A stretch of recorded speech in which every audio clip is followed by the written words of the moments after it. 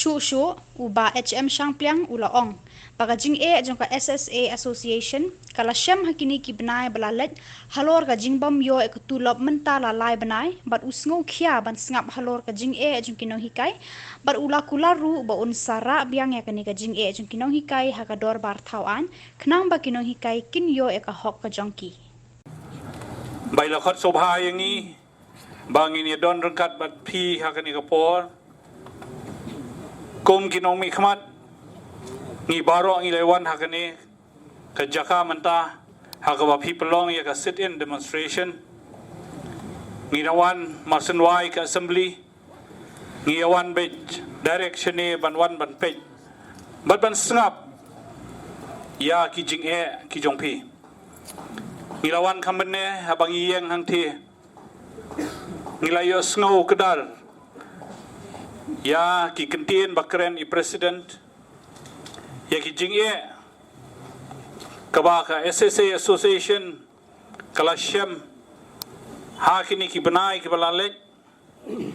ha ka bom yo ki tulop mentala lai benai bat nang ta ha ka jing jong ke service jong ki kaba kila shem hakini ki benai ba ki snem ki balalek bat kumjo ya ki jing kaba ki kmi bakin salap hakini ki snem ki banwan hadu ar hajar ar fongrio isokhia habang isngap ya ke jing jong kinong hikai bat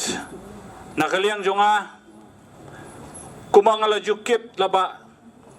kumangala jura ya kasur ke jongpi hapo kadorbar thoain man kapor mandaru kumju kat ngidang long kani kadorbar thoain ngin rabiang ya kichinge jongpi bangin pensawajur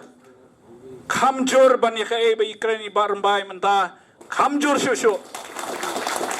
hapo kadorbat hoan namar ngi kwa bakane ke sarkar kadai ban le ai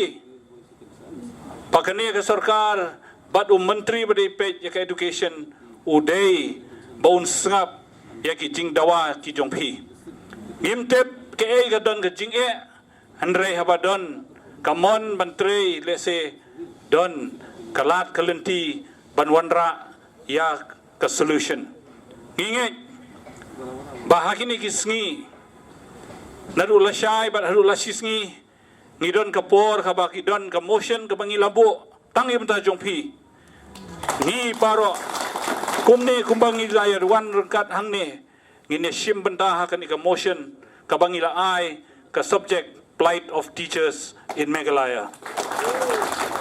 koblai shibonya pi oblai undan regat pi